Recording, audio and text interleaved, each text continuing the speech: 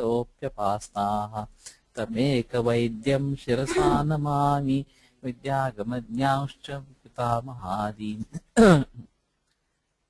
शुरू की गड़बड़ के बाद फिर से ये शुरू हुआ है।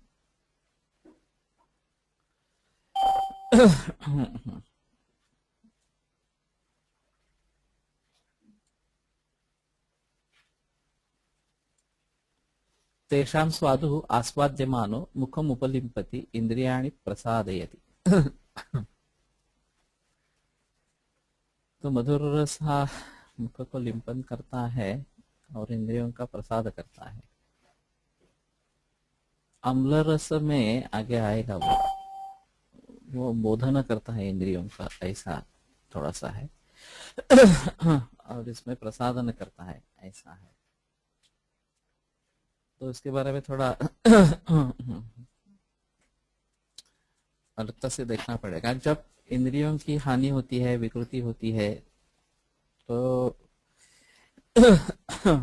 अम्ल का कहाँ इस्तेमाल करना है और मधुर रस का कहाँ करना है, ये सोचना पड़ेगा। लेकिन शतपाकी बला तेल इंद्रियों पर काम करता है, वो मधुर मधुर शीत, ये इसी गुण का प्रकर्ष इस प्रकार से है। तो देहम प्रह्लादयति, देह को आह्लादन देता है, शरीर को। षट्पद पिपीलिकादीनाम अपि इष्टतमः, इष्टतमः। तो भ्रमर, पिपीलिका वगैरह जो इनके लिए भी बहुत प्रिय है। अम्लस्तु जिह्वाम उद्वेजयति उरः कंठं च दहति विदहति। तो जिह्वा को उद्वेजित करता है, उरः कंठ को विदाह, कंठ में विदाह निर्माण करता है। मुखम श्रावयति अक्षिभ्रुवं संकोचयति दशनान् हर्षयति रोमाणि च। तो मुख में पानी आ जाना, स्राव होना, अक्षिभ्रुव संकोच, और दांतों का हर्षण और रोमहर्ष, ये सब अनुभूति के विषय है। लवणो मुखम विश्वन्दयति कंटकपोलं विदहति अन्नं प्ररोचयति। तो इसमें भी विषंद का संबंध है। और कंटकपोल का विदाह यहाँ है, ऊपर जो है वो उरक कंठ का विदाह है।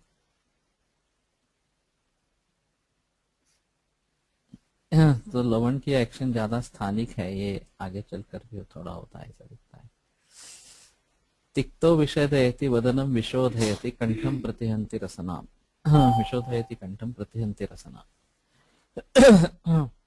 तो विषद स्वच्छ करने वाला मुख को शोधन करता है और कंठ का शोधन करता है और रसना का उपहनन करता है, ताकि दूसरे, देखना पड़ेगा। नाही, विषद स्वच्छ करणं, मला वाटलं विषंद आणि वर्ष जे होतं ना, काय श्रावयती श्राव आणि विषंद याच्यामध्ये काय फरक? कटुको भृशम उद्वेजयति जिह्वाग्रम चिमचिमायति। हाँ, विशोधयति यानी कि बाहर निकाल देना, विषयति सिर्फ स्वच्छ करना, ऐसा थोड़ा सा करना पड़ेगा। कंटकपोलं श्रावयति मुखाक्षिनासिकं विदहति देहम। जिह्वाग्र में चिमचिमायन, कंठ और कपोल का नहीं। कटुको वृषम उद्वेजयति जिह्वाग्रम, जिह्वाग्र का उद्वेग, कंठ कपोल का चिमचिमायन सुनीति। श्रावयति मुखाक्षनासिकम, इसमें से श्राव होता है। विदहति देहम, पूरे बदन में ही दाह करता है।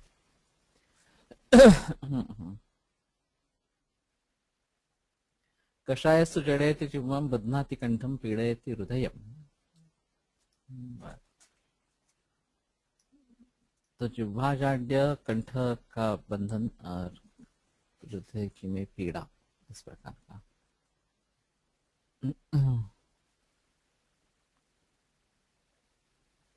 उपलेपनाशनेन शोधयति रसनेन्द्रियम् सकले शरीर से विधान करते कषाय जुभाम जड़ती, ज्यादा कुछ है नहीं। श्वासादीना यथा प्रवृत्ति में वो करोति।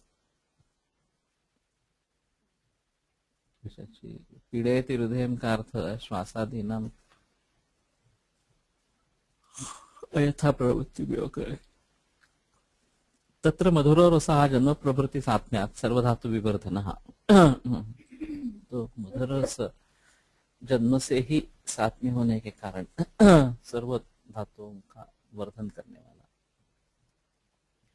आयुष्य आयुष के लिए हितकर। बाल वृद्ध क्षत क्षीण बल वर्ण इंद्रिय त्वक केश कंठ हितः।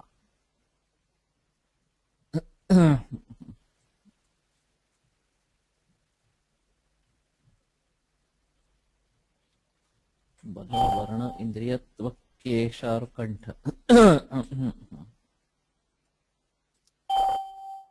प्रीणनः ब्रूहणः जीवनः तर्पणः स्थैर्यसन्धानः स्तन्यकरः वातपित्त विषदाह मूर्छा तृष्णा प्रशमनः स्निग्धः शीतो मृदुर्पुरुष।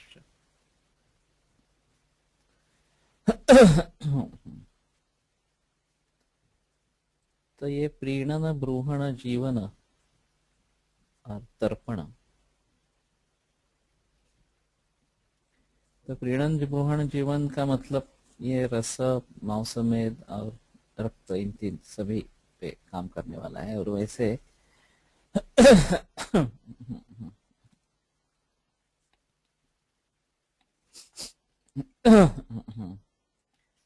स्तन्यकरः स्थैर्य संधारणा, इससे अस्थि पर भी प्रभाव। तर्पण है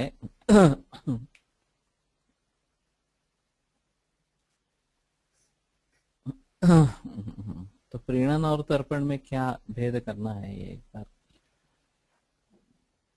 देखना पड़ेगा।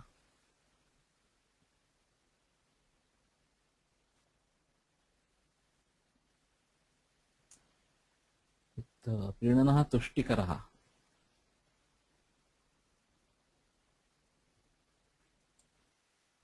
जीवनः ओजस्यः एवं गुणोऽपि मधुरो सदा उपयुज्यमानः।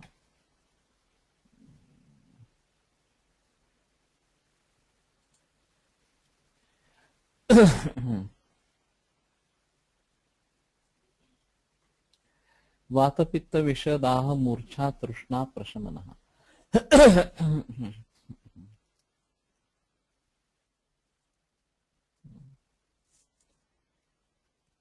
ठीक है। स्निग्धः शीतः मृदुर्गुरुश्च एवं गुणोऽपि स सदा अत्युपयुज्यमानः।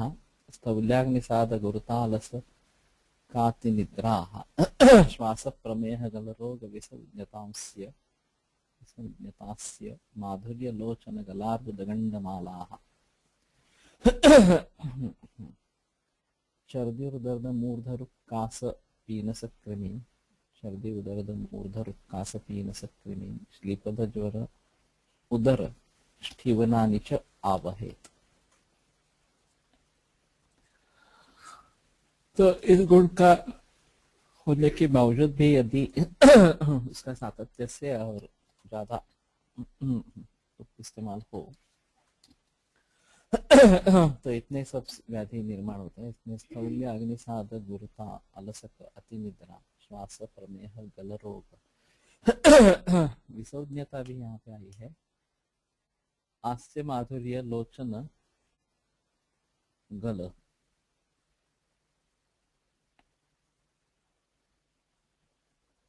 अर्बुद गंडमाला।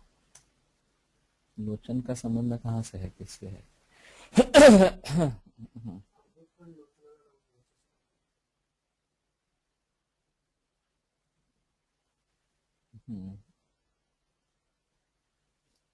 तो लोचनार्बुद और गलार्बुद ऐसा,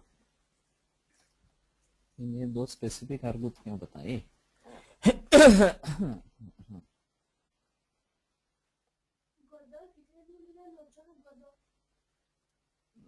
लोचन गदा है का? ओके.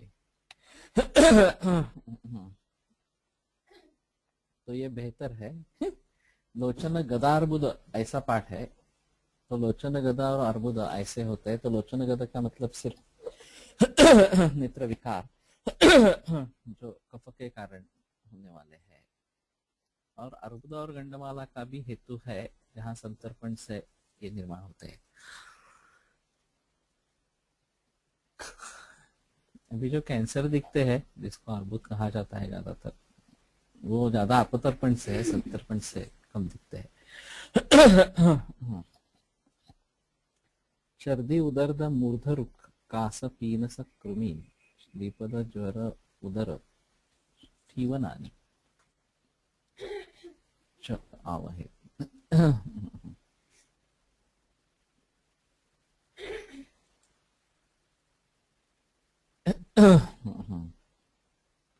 यदा तो अतिमात्रत्वेन रहितः सदा उपयुज्यते तदा सुखकराय स्थौल्यादेव रगा केचित् वक्ष्यमाण लक्षणा. अर्बुद शब्द से लोचन गलाभ्याम संबंध. यहाँ इसका संबंध पाठ अर्बुद ही है. तो फिर लोचन और गल इनके अर्बुद में मधुर रस का ज्यादा होना हेतु है. थोड़ा देखना पड़ेगा मरीजों में. अम्लः अनिलनिबर्हणः अनुलोमनः कोष्ठविदाहि रक्तपित्तकृत् उष्णवीर्यः शीतस्पर्शो बोधयति इंद्रियाणि.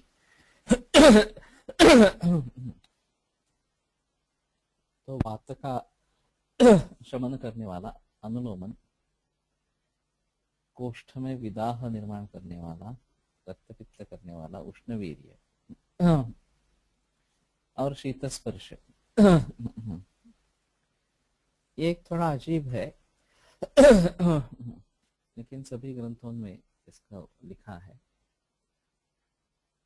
और तो ये अम्ल रस वाले द्रव्यों की खासियत होगी कि वीर्य उष्ण होता है फिर भी स्पर्श शीत इस प्रकार का होता है. और वैसे स्पर्श का संबंध वायु महाभूत से है. और जो वीर्य है वो द्रव्य के आधार से रहेगा.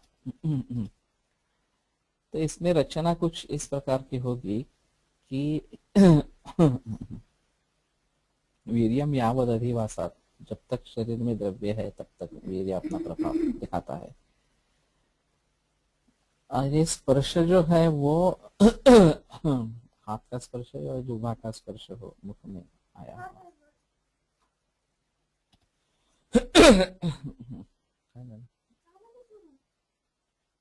तो पुन्हा जॉईन व्हा म्हणावं.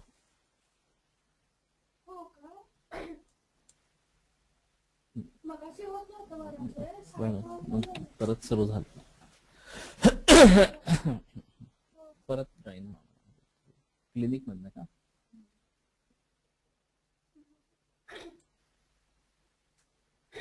इसमें एक थोड़ा सा हो सकता है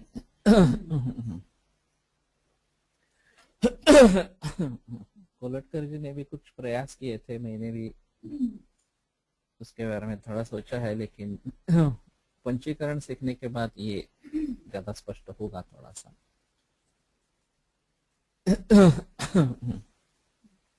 लेकिन स्थिति ऐसी है कि पंचीकरण में जो महाभूतों का सन्निवेश होता है वे विभिन्न धर्म के महाभूत इकट्ठा आते हैं. और वैसे जल और अग्नि एक दूसरे से विरोधी ही है, प्रतिपक्ष में है. तो वो एक दूसरे को नष्ट क्यों नहीं करते? जब इकट्ठा आते हैं तो एक दूसरे को नष्ट क्यों नहीं करते? तो इसके दो उत्तर हो सकते हैं. एक, उनके बीच में कुछ बफर जैसा हो, जैसे पृथ्वी हो या वायु हो या अवकाश हो, कि जिससे ये एक दूसरे से थोड़े अलग है. या दूसरी कोई ऐसी चीज होगी इतना फोर्स होगा कि वो इन दोनों को इकट्ठा रख सकता है, उनमें आपस में लड़ाई झगड़ा न हो इस प्रकार से। मैं जब इंटर साइंस में था तो मैंने सवाल पूछा था कि एटम का स्ट्रक्चर जो बताते हैं तो सब प्रोटॉन्स न्यूक्लियस में है और इलेक्ट्रॉन्स घूमते रहते हैं। तो मैंने फिजिक्स के सर थे हमारे ढवड़े करके, उनसे पूछा था कि ये ऐसा कैसा हो सकता है, पॉजिटिव आयंस में तो रिपल्शन होना है और इतने सब प्रोटॉन्स एक जगह कैसे रहते हैं। तो फिर उन्होंने जवाब दिया कि यही एटॉमिक एनर्जी है, क्योंकि रिपल्शन होना है और एक साथ रहते हैं तो इसका साफ मतलब है कि उनको मानने वाली कोई शक्ति है, इसलिए वो एक साथ है। और वो शक्ति यूरेनियम में भली भांति रिलीज हो सकती है क्योंकि उसमें उसमें भेद कर सकते हैं, बाकी द्रव्यों में ये भेद करना मुश्किल होता है। तो इस यूरेनियम का इस्तेमाल एटॉमिक एनर्जी में किया जाता है, एटॉमिक एनर्जी रिलीज करने के लिए किया जाता है। तो उसी प्रकार ये परस्पर विभिन्न द्रव्यों को बांधने वाली कोई शक्ति है। और सन्निवेश इस प्रकार से होता है कि जिन जिन चीजों का कार्य दिखाई देता है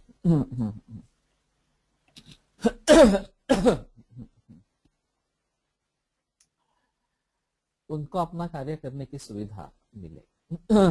जैसे हम एक कल्पना कर सकते हैं कि एक कोर है, उसका मध्य भाग है और एक बाहरी सरफेस है, आवरण है उसका। स्पर्शशीत का मतलब वो बाहरी आवरण से होगा। और अम्लरस में वाग्भट के अनुसार अग्नि और पृथ्वी ये महाभूत है। वास्तव में शैत्य ये धर्म जो है वो जल महाभूत का है। तो इसमें थोड़ी स्थिति ऐसी होगी शायद कि ये पृथ्वी थोड़ा बफर जैसा काम कर रहा है। तेज और जल जल बाहरी हिस्से में है और अग्नि कोर में है, मुख्य भाग में है। तो वीर्यम यावद अधिवासात वो द्रव्य से जुड़ा है जो अग्नि महाभूत से है। तो स्पर्श में पहले ये जी चित्त यानी कि जल का, पृथ्वी जल महाभूत का संबंध आता है और इसी कारण स्राव निर्माण करने की क्षमता जो है वो जल में होनी है और वो लवण और अम्ल में है। मधुर में है लेकिन वो इतनी ज्यादा नहीं है। उष्णता के संबंध होने के कारण शायद ये जल अग्नि और ये अम्ल और लवण रस में ये ज्यादा प्रभावशाली है। तो एक ऐसी कल्पना कर सकते हैं कि जल का बाह्य आवरण जैसा है, थोड़ा सा है, वो ज्यादा नहीं है, और अंतर जो है वो प्रधानता अग्नि महाभूत की है। बफर में पृथ्वी में अम्ल रस स्पर्शशील और उष्णवीर्य सुश्रुतानुसार देखना पड़ेगा, वो जब पढ़ेंगे वो उसके बाद। हाँ ठीक है ना।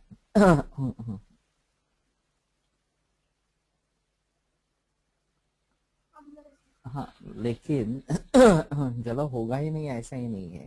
सभी द्रव्य पंचभूत के इन दोनों के महाभूतों के आधिक्य से है, तो इसमें जो थोड़ा जल है अम्ल में वो बाहर में है, ऐसा कुछ ऐसा सोच सकते हैं।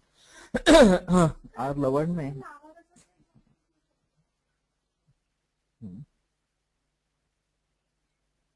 एक्सप्लेन करो, लावा रस का एग्जाम्पल दे सकते हैं ऐसा? थोड़ा सा छोटी बोल रही।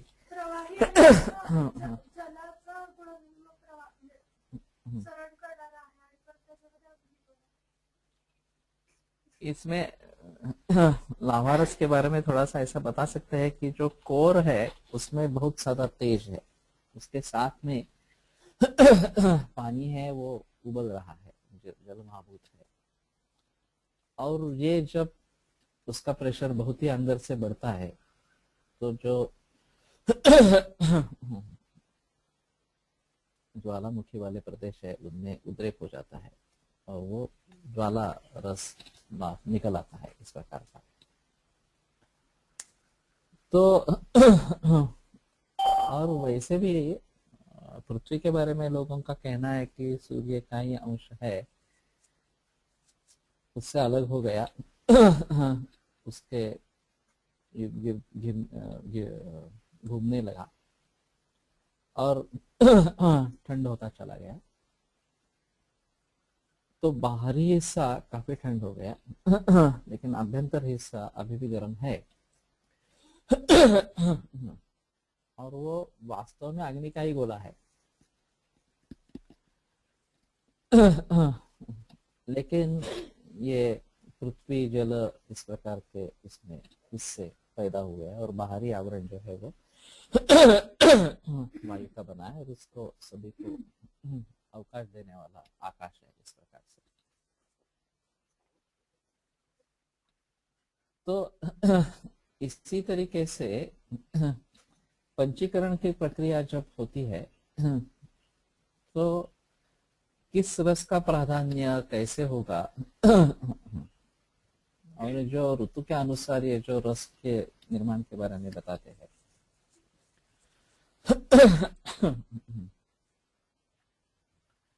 इसमें दो दो महाभूतों का संगठन उस ऋतु के अनुसार कैसे होता है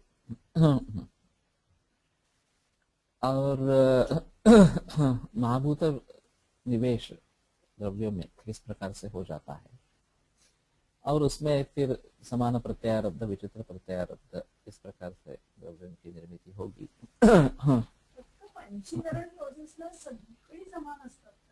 असं काही नाही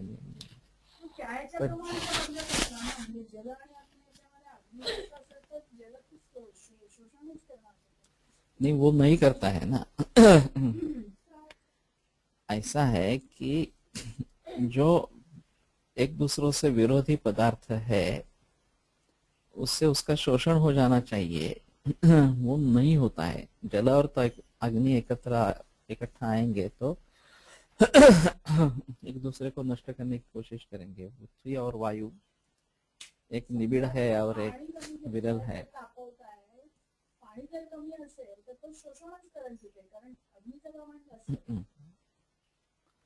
लेकिन दूसरा अगर होता है कि अग्नि कम है और पानी ज्यादा है तो अग्नि को बुझा देगा, ऐसा भी होगा ना। अग्नि और जल के संपर्क में अग्नि ज्यादा है तो पानी को सुखा देगा और जल ज्यादा है तो अग्नि को बुझा देगा, इस प्रकार की स्थिति रहेगी। लेकिन दोनों का आपस में झगड़ा होता रहेगा। वो झगड़ा होता नहीं है और दोनों के कार्य दिखते हैं, किसका कार्य कोर स्वरूप में है किसका कार्य बाहरी स्वरूप में है ये देखना पड़ेगा और उसके आधार पर कुछ महाभूतों के सन्निवेश के बारे में सोचना पड़ेगा, ऐसा है।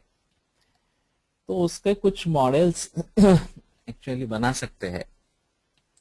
आधुनिक ऑर्गेनिक केमिस्ट्री की जो वृद्धि हुई है इसमें इन प्रकार के मॉडल्स का बहुत ज्यादा रोल है। तो शायद ये पंचीकरण प्रक्रिया हम वेदांत से सीखे और फिर रसों के द्वारा कार्य किस प्रकार से होता है। हमें महाभूतों के सन्निवेश के आधार पर और उसमें हिस्सा लेने वाले जो महाभूत है उनके प्रमाण के अनुसार किस प्रकार के द्रव्य की निर्मिती होगी, उसके रसवीर विपाक प्रभाव द्वारा किस प्रकार के कार्य होंगे और इसका समर्थन हम उनके सन्निवेश से किस प्रकार से करेंगे। सन्निवेश का एक मतलब तो है कि समान प्रत्यारब्ध द्रव्य है, विचित्र प्रत्यारब्ध द्रव्य है, ये सीधा साधा उसमें आ जाता है। और उसमें भी इस रस का कार्य प्रधान है, ऐसा अगर होता है तो ये रस प्रधान, जैसे कि आहार जो है रस प्रधान है, तो उसमें जल महाभूत का प्राधान्य इस प्रकार का रहेगा।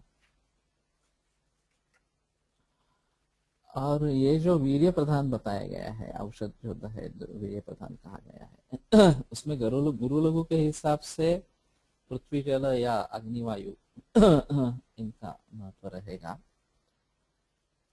और उष्ण शीत के हिसाब से अग्नि और जल इनका प्राधान्य से संबंध रहेगा। तो एक काफी कॉम्प्लिकेटेड स्ट्रक्चर है कि किस प्रकार से स्ट्रक्चर बनता है। और अगर जिन पदार्थों के बारे में, उनके गुणधर्मों के बारे में हम जानते हैं, उनके बारे में पहले सोचकर फिर बाकी जो पदार्थ नहीं है उनके बारे में सोचने की कोशिश करेंगे। और अभी फिजिक्स का इसमें इस्तेमाल हो सकता है, उन्होंने अपने ढंग से किया है, वो अलग चीज है आधुनिक विज्ञान में। लेकिन अगर हम ये पृथ्वी महाभूत वाले, जल महाभूत वाले परमाणु किस प्रकार से स्थित होंगे और उनका संयोग किस प्रकार से होते रहेंगे, ये जानने की चेष्टा करें। और उसके लिए कुछ सहायता आधुनिक फिजिक्स से लेवे, इलेक्ट्रॉनिक माइक्रोस्कोप वगैरह का इस्तेमाल करते हुए, तो हमारे हिसाब में कुछ बात बन सकती है। और आने वाले द्रव्यों के गुणों के बारे में हम कुछ बता सकेंगे जो जिससे हम परिचित नहीं है इस प्रकार का। लेकिन ये रिसर्च का ही विषय है, संशोधन का विषय है। छोटे छोटे मुद्दों को लेकर शुरुआत होनी है इस प्रकार की। इसमें सबसे दिक्कत वाली बात, हम जो देख रहे हैं वो सभी कार्य द्रव्य ही है, और मूल रूप में जाकर ज्वेणुक त्रिणुक वगैरह से हम देख नहीं पा रहे हैं, ऐसा है। ये जो मोये परांजपे की संजीवनी चिकित्सा पद्धति उन्होंने बताई है, वो बोलते हैं कि वो पंच तन्मात्रा से जुड़ी हुई है। और ये भी एक संशोधन का विषय है कि सांख्य के निर्मित क्रम में पंच तन्मात्र ये पहला बताया गया है तामस अहंकार से। और गंध तन्मात्र, स्पर्श तन्मात्र वगैरह से पृथ्वी और वायु वगैरह की उत्पत्ति हुई है, ऐसा वहां पे बताया। और वैशेषिकों की दृष्टि से देखा जाए तो मूल रूप से महाभूत है और उसके संबंध में गुण है, उनसे जो विशेष गुण है वो उनके संबंध में है। और वो महाभूत कारण स्वरूप महाभूत नित्य है इस प्रकार से। अभी रस को इतना प्राधान्य दिया है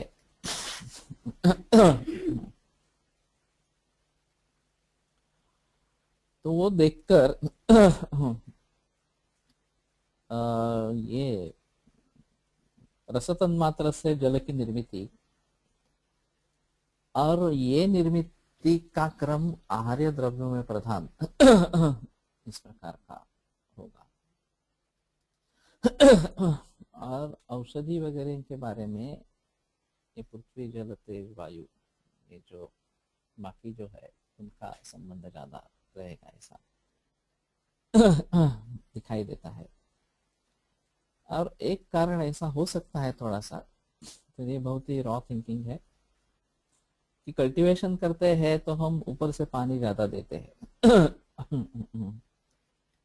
और जो उपज जंगलों में होती है औषधियों की, उनको वर्षा या फिर जो नदी वगैरह ऐसे जो स्रोत है उनसे जितना भी पानी मिलता है वही होता है। तो खेती में हम ऊपर से ज्यादा पानी बरस भर जिस जैसी आवश्यकता हो उसके अनुसार देते रहते हैं, तो इसमें ये रस प्राधान्य हो जाता है। और उतना पानी वहां नहीं मिलता है, वो पेड़ को अपनी कोशिश खुद करनी पड़ेगी। इस प्रकार से तो उसमें वीर्य प्राधान्य इस प्रकार का हो जाता है। और उसके कोर के एक्शन ज्यादा महत्वपूर्ण है। फिर भी उसमें से कुछ द्रव्य रस द्वारा अपना काम करेंगे, कुछ द्रव्य वीर्य द्वारा, कुछ विपाक द्वारा, ऐसा भी उसमें भी होगा, लेकिन आमतौर पर वीर्य का प्राधान्य वहां पे रहेगा। तो महाभूतों के सन्निवेश के आधार पर ये सब हो रहा है। तो शायद इसके लिए फिजिक्स की सहायता अगर ले सकते हैं और इसके बारे में सोच सकते हैं थोड़ा सा आगे चलकर, तो एक अलग चीज है। और फिजिक्स का आधार लेने की बात और है, हमारे हिसाब से प्राचीन शास्त्र की दृष्टि से इसको भली भांति हम कैसे देखें, ये भी एक चीज होती है। तो इसमें ये भी सोच सकते हैं थोड़ा सा कि बाहरी भाग और अभ्यंतर भाग इसमें जो होगा वो बाहर में क्या क्या होगा जो तुरंत उसके परिणाम निकल आएंगे, वो बाहरी भाग से संबंध में ज्यादा रहेंगे। और अभ्यंतर जो है वो बाद में प्रतीत होते रहेंगे, ऐसा कुछ उसके बारे में सोच सकते हैं। और महाभूतों का सन्निवेश इस प्रकार से होना है कि वो आपस में झगड़े नहीं, अपना अपना काम कर सके, इस प्रकार से उनकी निर्मित होती रहे, इस प्रकार से। और ये एक द्रव्य के बारे में हुआ। अब जो 2 द्रव्यों का, 3 द्रव्यों का, 4 द्रव्यों का, 50 द्रव्यों का संयोग होगा, फिर उसमें संस्कार कुछ हो जाएंगे। तो महाभूतों के सन्निवेश किस प्रकार से हो जाते हैं, ये जो कार्य द्रव्य बनते हैं उनके बारे में। ये कार्य द्रव्य से बने कार्य द्रव्य, सब्जी है, रोटी है, या फिर दाल है, चावल है, वगैरह वगैरह। तो शायद चावल से शुरुआत करेंगे तो कच्चा चावल और तैयार हुआ सिद्ध ओदन, इसमें सिर्फ पानी डालते हैं हम, ज्यादा कुछ करते नहीं है, और अग्नि का संस्कार है। तो एक तो स्पष्ट है कि उसका निबिड़त्व कम हो जाता है और मृदुता उसमें आ जाती है, तो पचन होने में उसकी सहायता होती है। और इसमें मेन रोल मृदुता लाने का महाभूत का और अग्नि महाभूत है।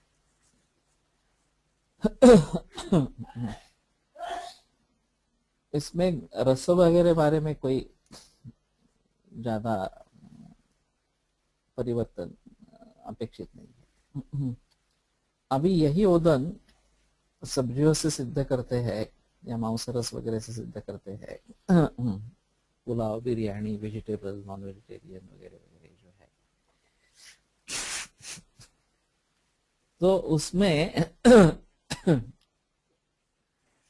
मात्रा क्या होती है, चावल कितना है, सब्जियां कितनी है, वो रस प्राधान्य उनका कितना है, मसाला ज्यादा डालते हैं नहीं डालते हैं, मसाले का संबंध वीर्य से भी ज्यादा इस प्रकार का होगा। और फिर आगे चलकर ये जो चावल और सब्जियां या ऐसा कुछ इकट्ठा हो जाएंगे, तो ये जो वेजिटेबल बिरयानी या ऐसा कुछ बनेगा, पुलाव इस प्रकार का बनेगा, तो एक वो अलग द्रव्य हो गया। उसमें महाभूतों के सन्निवेश किस प्रकार से होते हैं, उनके अपने अपने कार्य किस प्रकार से होते हैं। और फिर उसके भी ऊपर संस्कार करते हैं, आगे वो डीप फ्रीज करते हैं, फिर गर्म करके खाते हैं, वगैरह वगैरह। ये और उनके आगे उसके बारे में सोचना पड़ेगा।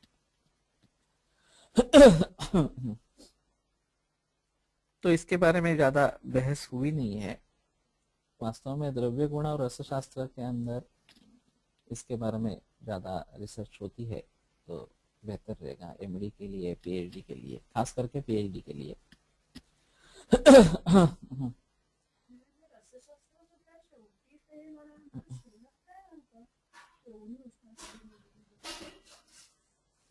वो समा जाती है ना।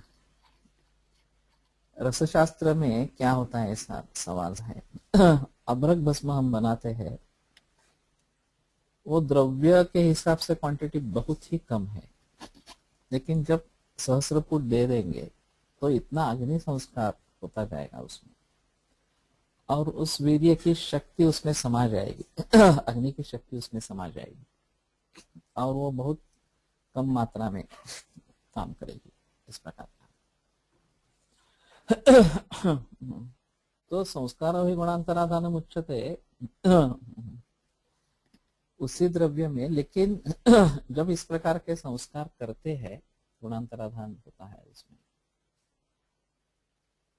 तो महाभूतों के सन्निवेश में किस प्रकार का बदलाव आता है और उसका समर्थन हम किस प्रकार से कर सकते हैं, ये अभी इलेक्ट्रॉन माइक्रोस्कोप, स्पेक्ट्रोफोटोमेट्री वगैरह वगैरह ये जो अद्यतन उपकरण है, और उसके आधार पर कुछ काम करने की चेष्टा करते हैं अभी भी। लेकिन उसका इंटरप्रिटेशन जो है वो मॉडर्न फिजिक्स के हिसाब से है। हम अपने हिसाब से इंटरप्रिटेशन करने की कोशिश करेंगे तो हमें अपनी परिभाषा की निश्चित होनी है कि इसमें इस महाभूत का आधिक्य है, इस गुण का आधिक्य है, और ये संयोग या संस्कार के बाद उस गुण में क्या परिवर्तन आता है ये मुझे देखना है, वगैरह वगैरह, इस प्रकार से। और योगवाही द्रव्य में कैसी स्थिति होती है। विरुद्ध गुण संयोग विवेशाल्पम ही ये थे, ये सूत्र दे दिया। चित्रक सिद्ध घृत में चित्रक के भी फल मिलते हैं, घृत के भी मिलते हैं, वो अवगुंठित हो जाता है घृत से चित्रक, तो उसके जो दुष्परिणाम है वो नहीं होते हैं, वगैरह वगैरह। तो खुद के गुण को न छोड़ते हुए दूसरे गुणों को स्वीकार करना, ये योगवाही का इस प्रकार का है। तो उनमें क्या स्थिति रहती है। और जहां रसशास्त्र की बात चलती है, अल्पस्यापि महार्थत्वं प्रभूतस्य अल्पकर्मताम्, तो प्रभुत का भी अल्प कर्म कर सकते हैं, ऐसा भी बताया गया है। तो इतने उष्णवीर्य द्रव्यों में मौक्तिक जैसे द्रव्य भी डाल देते हैं। उनका क्या रोल है। प्रवाल और समोक्तिका भ्रकम इदम चतुर्भाग भाग वसंत उष्माकर का जो पाठ है, वगैरह। तो प्रवाल भी है, मौक्तिक भी है, अभ्रक भी है, और भी कुछ सुवर्ण भी है, वगैरह वगैरह। तो इन सभी का जब संयोग बनता है, और उनका प्रमाण अलग अलग है, वसंत कुसुमाकर जैसे द्रव्य में उसको भावनाएं बहुत सारी चीजों की दी है, वो सुगंध का है मामला। तो इस सभी का परिणाम स्वरूप क्या निकलेगा, क्या द्रव्य बनेगा, वसंत कुसुमाकर ये जो कल्प बन गया वो किस प्रकार से बन गया। तो जो हिस्सा लेने वाले द्रव्य है उनका प्रमाण, उनका रसवीर्य विपाक प्रभाव संयोग और संस्कार से जब इकट्ठा आते हैं, तो जो सन्निवेश बन जाता है उसके अनुसार जो इन टोटलिटी निर्माण हुए द्रव्य का जो बनेगा रसवीर्य विपाक प्रभाव, और औषधियों में वीर्य का बढ़ता जाएगा, क्योंकि इसमें ये सब शक्ति समा जाएगी। और एक ऐसा भी कहना है कि जितनी शक्ति हम उसमें डालते हैं उतनी उभर आती है। तो मर्दनं गुणवर्धनम ये जो बताया जाता है कि खल करना है उसका 3 घंटे 6 घंटे, या जब तक वो द्रव्य सूख जाता नहीं है तब तक भावना चली रहेगी इस प्रकार से। तो ये स्लो मोशन वाला है। और इसमें जो घर्षण से उष्णता पैदा होगी वो शोषण करने में भी सहायता करेगी और उसमें उष्णवीर्य का समायोजन भी हो जाएगा इस प्रकार से। उसी प्रकार जो पुट देते हैं तो उष्णवीर्य का उसमें समायोजन इस प्रकार से हो जाता है। और जितनी एनर्जी हम इस प्रकार से डालते हैं वही आगे चलकर हमारे काम में आएगी।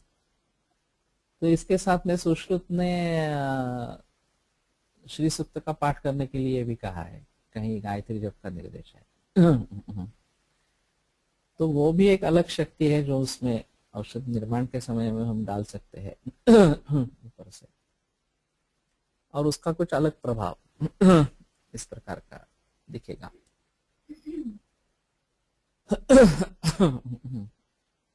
तो द्रव्य का सिलेक्शन किस प्रकार से करना है, एक मैंने अजीब बात सुनी थी। अग्रवाल समाज के एक धर्मगुरु थे, मेरे मरीज रहे कुछ काल तक।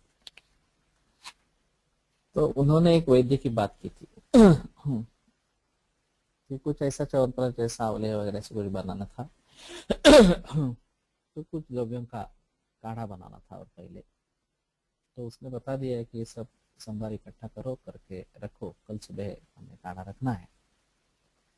शिष्य ने हाँ कह दिया। फिर दूसरे दिन उन्हें फिर से पूछा कि सब बराबर है ना, सभी द्रव्य इकट्ठा हुए हैं? शिष्य ने बताया हाँ।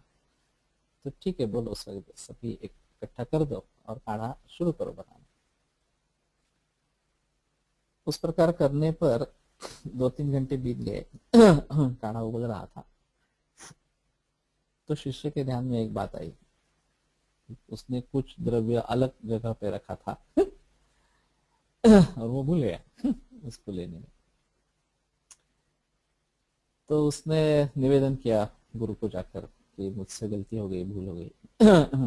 अब ये काढ़ा तो मैंने रखवा दिया, 3 घंटे हो गए उसको, लेकिन ये एक द्रव्य रह गया है। तो बोले ठीक है, फेंक दो। पुनः संभार सभी इकट्ठा करो और फिर से शुरुआत करो।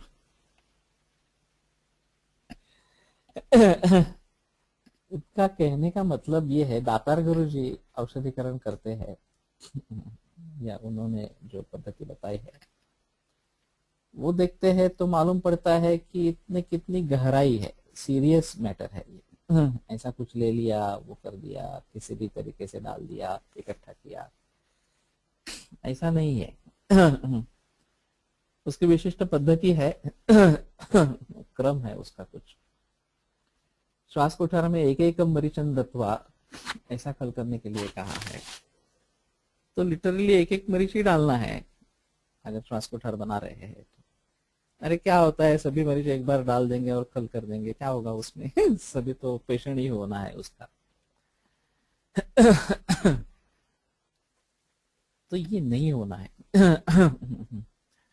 इसका अगर भली भांति हम सोचने का प्रयास करेंगे तो जितनी बारकाई से हम इन सभी चीजों को देखेंगे तो फिर उसके गुणधर्मों के बारे में हम आश्वस्त होंगे कि इसका कार्य होगा ही। दातार गुरु जी की एक कथा है, उनके एक शिष्य ने गर्भिणी अवस्था में महामृत्युंजय दे दिया और वो उन्हीं का बनाया था।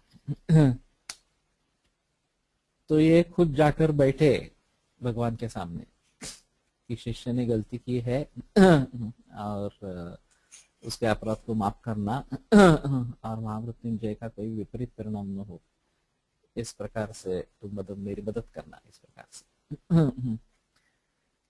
तो ये उनकी जो श्रद्धा है, उन्होंने कोलेटकर जी को एक बताया कि एक कोई ये औषध बनाओ। कोलेटकर ने उसके प्रकार से वो बना के दे दिया। फिर पूछा कि अब इसका इस्तेमाल कहाँ करना है।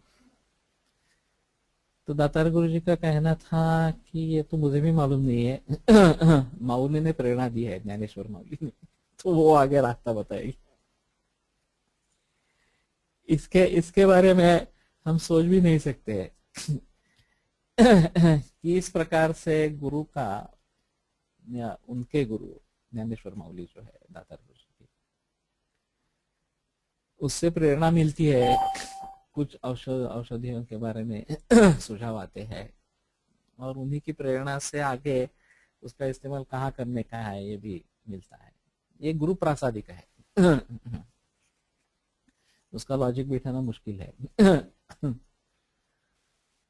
लेकिन जहां हम लॉजिक से काम ले सकते हैं वहां लॉजिक करना जरूरी इस प्रकार का रहेगा। और ऐसे ये अहम चीज है, आयुर्वेद शास्त्र को समझने में कितने तरीके से हमें इसके बारे में सोचना है, गहराई में सोचना है। मूल रूप से शास्त्र के सिद्धांत क्या है और उसका एप्लीकेशन किस प्रकार से होगा, इसमें एक कोर है अभी भी। द्रव्य गुण कर्म शास्त्र जो है वो, और हेतुओं के रूप में हो, औषध के रूप में हो, सृष्टि के बारे में सोचना, और द्रव्य गुण कर्म का जो अभ्यंतर हिस्सा है, दोष धातु मल, अग्नि स्रोतस कला वगैरह, वो किस प्रकार के है, परिवर्तन किस प्रकार से होता है, रोग निर्मिति कैसी होती है, दुरुस्त करने का प्रिंसिपल क्या है, और ये सृष्टि और पुरुष, इनका मेल किस प्रकार का करने का है, किस प्रकार से हेतुओं का इस पर असर होता है, और किस प्रकार से औषधियां काम करती है। ये सभी गहराई में जाकर सोचना पड़ेगा।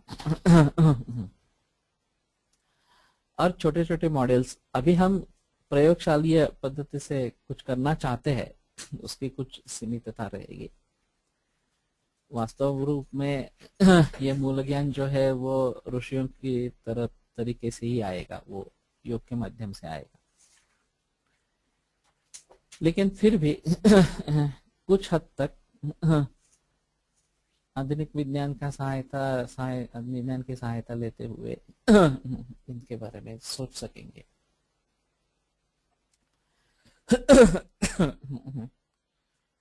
तो महाभूतों का सन्निवेश किस प्रकार से है मूल द्रव्य में, आगे चलकर पार्थिवादी जो द्रव्य बनेंगे पंचीकरण से, और उसमें फिर संयोग संस्कार से परिणमन होकर जो खाद्य पदार्थ बनेंगे, और इसी प्रकार सृष्टि से ही द्रव्यों को लेकर जो औषधियां बनेंगी, उन सभी का मूल तत्व ज्ञान क्या है और किस प्रकार से ये कार्य होते हैं, ये भली भांति समझ लेना, यह आयुर्वेद है। सामान्यांच विशेषांच गुणान द्रव्याणि कर्मच समवायंच तज्ञात्वा, गुणान द्रव्याणि कर्मच ये जाना, इसका मतलब ही ये है कि सृष्टिगत सभी पदार्थ, पुरुषगत सभी पदार्थों के बारे में उनके द्रव्य गुण कर्म को समझा, और सामान्य विशेष से उनका सृष्टि के पदार्थों का शरीर पर क्या असर होता है, किसकी बढ़ोतरी होती है, किसका ह्रास होता है, ये भली भांति समझ लिया। और जो समवाय संबंध है वो नित्य द्रव्यों में है, अनित्य द्रव्यों में है, उसके आधार पर ये गुणांतर और ये किस प्रकार से होते हैं, द्रव्यांतर कब कहेंगे, गुणांतर कब कहेंगे, इस प्रकार से। और एक भी द्रव्य बदल गया, वो काढ़ा उन्होंने फेंक देने का आदेश दिया, तो उनका मतलब था कि इतनी सारी औषधियों को इकट्ठा करने के लिए कहा है, तो उसमें निश्चित ही साथ ही वो उबाल लेने चाहिए। ठीक है, थोड़ा बाद में डाल दिया, ऐसा क्या फर्क पड़ने वाला है, ऐसा नहीं सोचा है उन्होंने।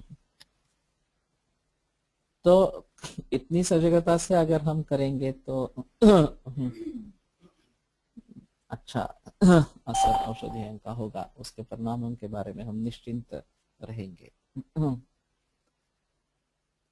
और फिर रिजल्ट्स नहीं आते हैं तो हमारे निदान में कुछ गड़बड़ी है, पेशेंट ने कुछ अपत्य किया है, काल में कुछ परिवर्तन आया है वगैरह वगैरह, या फिर मानसिक भाव कुछ उधर आए हैं वगैरह, ये सब सोचना पड़ेगा।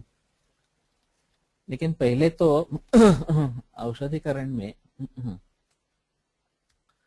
जितना हो सके उतना परफेक्शन होना बहुत ही जरूरी है। और फिर उसके गुणधर्मों के बारे में हम किस प्रकार से सोचे, ये एक द्रव्य और शक्ति, ये एक और मामला है जिसके बारे में गहराई में सोचना पड़ेगा। और आइंस्टाइन के is equal to MC square इस सिद्धांत को लेकर आधुनिक दृष्टि से या वायु, जल और अग्नि, ये तीन शक्ति वाले हैं बेसिकली, शीत, उष्ण और गति, इस प्रकार से। और ये शक्ति पंचमहाभूत में किस प्रकार से, पांचभौतिक द्रव्य में किस प्रकार से समा जाती है, आहार में किस प्रकार से होती है, और औषधि में किस प्रकार से होती है। और फिर द्रव्य से द्रव्य का शक्ति में रूपांतर, ये तो हम भली भांति देखते हैं ऐसा होता है, लेकिन उल्टी भी प्रोसेस होती है। शक्ति का द्रव्य में रूपांतर होता है इस प्रकार से।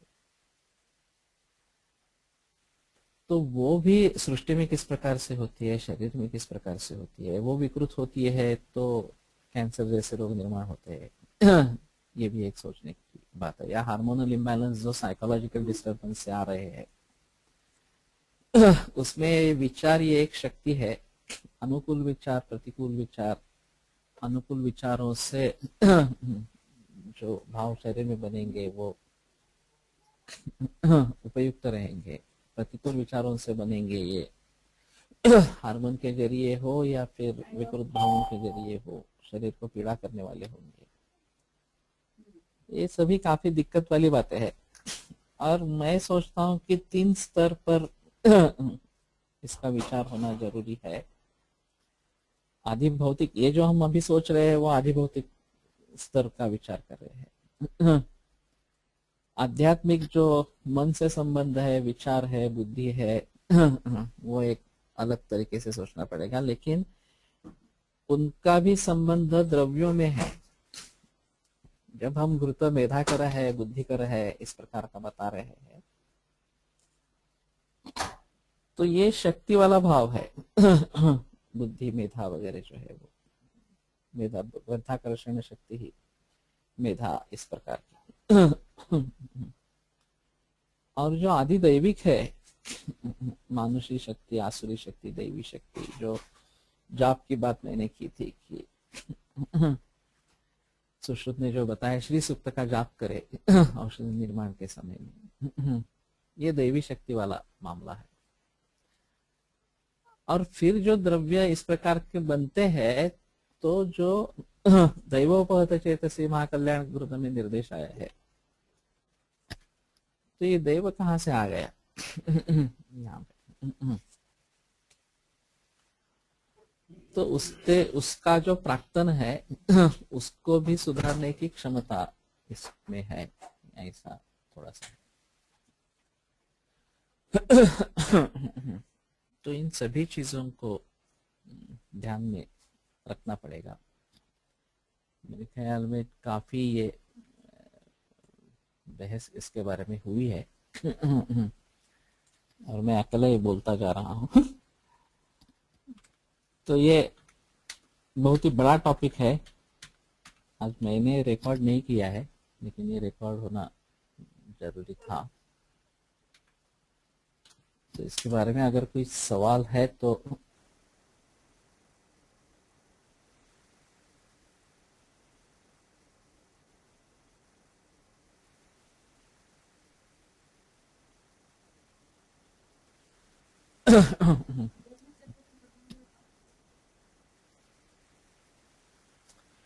आध्यात्मिक शक्ति का द्रव्य में रूपांतर किस प्रकार से होता है, ऐसा सवाल पूछा गया।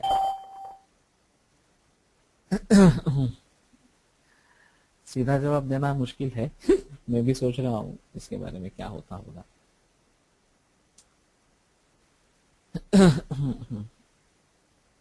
लेकिन द्रव्य जो बतलाया गया है, एक वैशेषिकों को हम छोड़ेंगे, थोड़ा अलग से करेंगे उसका विचार। और अभी के जो फिजिक्स के विचार है वो ज्यादा वैशेषिक से मिलने जुलने वाले। लेकिन ज्यादातर जिन पक्षों का स्वीकार किया गया है वो सांख्य है या वेदांत है।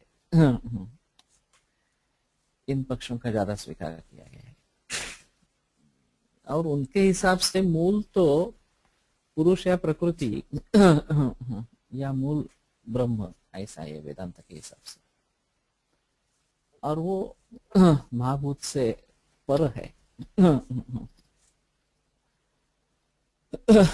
उसका एक अंश महाभूत हो सकता है। और जो सांख्य कारिका को हम देखेंगे तो तामस अहंकार से पंच तन्मात्रा और पंच तन्मात्रा से आगे पंच महाभूत की निर्मिति है। तो ये वास्तव में शक्ति का कुछ अंश परिवर्तित होकर महाभूतों में हो जाता है।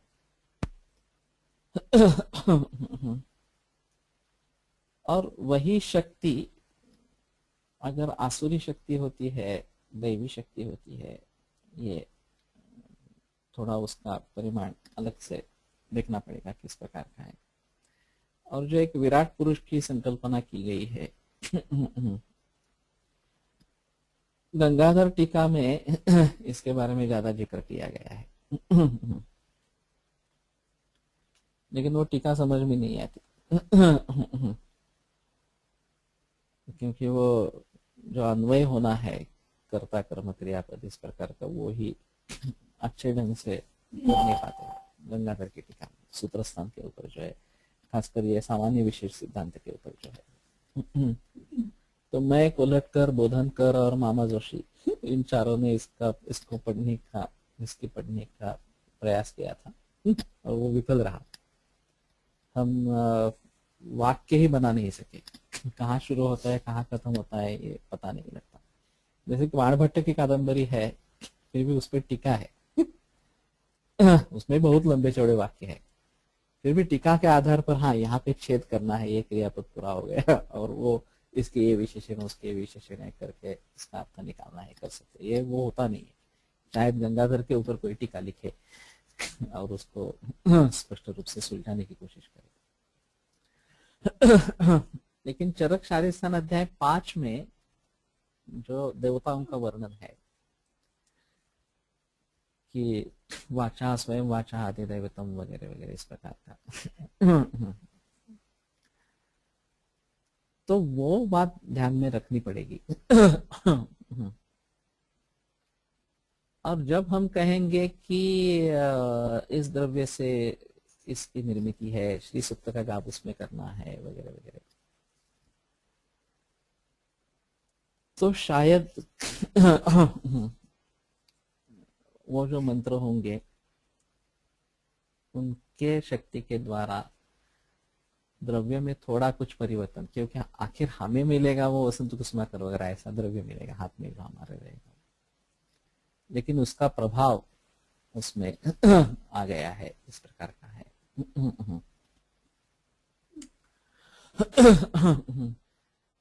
तो लोके विततम आत्मानम लोकम चात्मनि पश्यतः परावर दृशो लोके सत्या बुद्धि प्रवर्तते, ये जो आगे चरक शारीस्थान अध्याय 5 में लिखा गया है।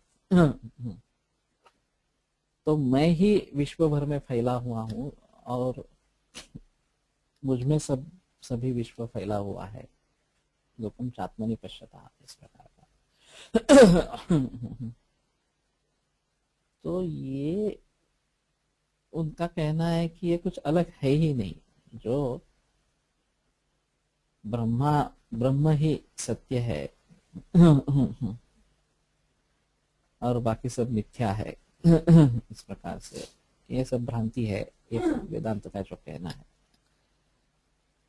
और सांख्य तत्वज्ञान में भी पुरुष को मुक्ति का एहसास होता है कि मैं इससे अलग हूँ, और ये जब एहसास हो जाता है तभी उसकी मुक्ति हो जाती है, इस प्रकार बताया गया है। तो इन सभी चीजों को ध्यान में रखना पड़ेगा और पिंड ब्रह्मांड न्याय को भली भांति समझना पड़ेगा, तो शायद आधिदैविक उपायों से द्रव्य में रूपांतर उसका किस प्रकार से होता है। इधर द्रव्य में रूपांतर होगा, ये चीज होगी, नहीं तो उस द्रव्य में ही कुछ शक्ति समा जाएगी, ये भी हो सकता है ऐसा। लेकिन द्रव्य और शक्ति भिन्न नहीं है। मेरे बताने का तात्पर्य है, मूल जो है वो शक्ति है, द्रव्य बाद में आया है, इस प्रकार का। तो अभी हम शक्ति अलग है, द्रव्य अलग है, ऐसा बताना मुश्किल है इस प्रकार से। तो ये काफी कठिन चीजें है समझने के हिसाब से।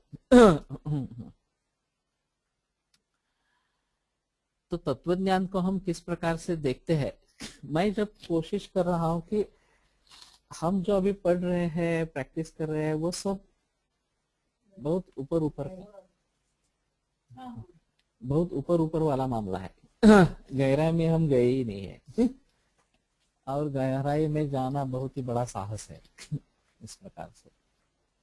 और फिर उस गहराई से बाहर निकलकर प्रैक्टिस में उसका इस्तेमाल करना, वो सब समझ लेना, और फिर व्यावहारिक स्तर पर आकर प्रैक्टिस में उसका इस्तेमाल करना। ये शंकराचार्य के बारे में जो कहानी बताई जाती है कि उन्मत्त हत्ती उनके मार्ग में रखा गया, तो फिर एक पालतू कुत्ते का उन्होंने इस्तेमाल किया, वो फेंक दिया और फिर वो अपनी जान बचाई। तो फिर पूछा गया कि ये कैसे है, आपके हिसाब से तो सब मिथ्या ही है। तो उनका जवाब था, जो भी मिथ्या पलायन वो भी मिथ्या। वो हत्ती भी मिथ्या था और मेरा पलायन भी मिथ्या था, इस प्रकार। लेकिन कौन समझ पाएंगे इस चीज को वास्तव में। तो आखिर ये सब सोचकर करना क्या है, आगे मरीज है उसको ठीक करना है। तो इन सभी विचारों से मरीज के ऊपर जब उतरते हैं, उसका कारण क्या है, उसका निदान क्या है, उसकी चिकित्सा किस प्रकार की करनी है, उसका चिकित्सा सत्व क्या है, तत्व क्या है, किन द्रव्यों का कैसे इस्तेमाल करना है, और सुधार हुआ ये किस प्रकार से मालूम हो जाएगा। तो मेरे ख्याल में इस सभी के बारे में सोचना, ये मेरे जीवन का एक मकसद है, आयुर्वेद को समझे, भली भांति समझे। और ऐसे समझने पर ही नई संहिता का निर्माण हो सकता है। नहीं तो ये फिर यहाँ से उधर से इधर से श्लोक ले लिया और कुछ संहिता बना दी, इससे काम नहीं बनेगा। मूल रूप से हम तत्वज्ञान को समझे और उसको प्रैक्टिकल में किस तरीके से लाए, इसके बारे में सोचे, और उसी प्रकार से लिखे कि वो पढ़ने वाले समझ पाए। सभी बातें बहुत कठिन है, लेकिन फिर भी ठीक है, मुझे विश्वास है मुझे शक्ति मिलेगी इस कार्य को करने के लिए। तो देखते हैं। लेकिन मैं चाहता हूं कि इसके ऊपर सवाल आए, ये शायद थोड़ा विषयांतर हो। लेकिन सोमवार से पहले अगर कुछ सवाल भेजते हैं इसके बारे में ईमेल द्वारा, तो उसके बारे में थोड़ा सोच सकते हैं, और फिर पढ़ना जो है वो आगे चालू रहेगा।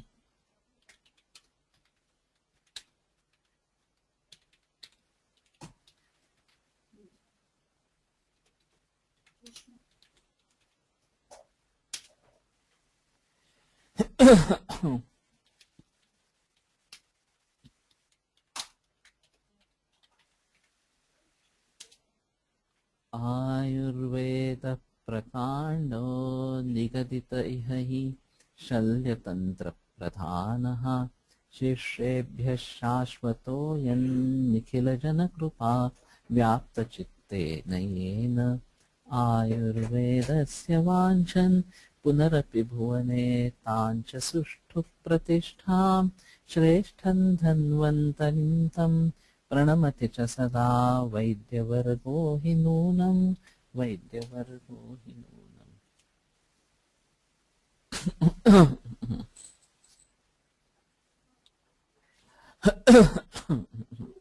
माझा रसिक आलाच नव्हता का? त्याचा रसिकचा आहे की लोक आणि हे सगळे आहे. ओके. आया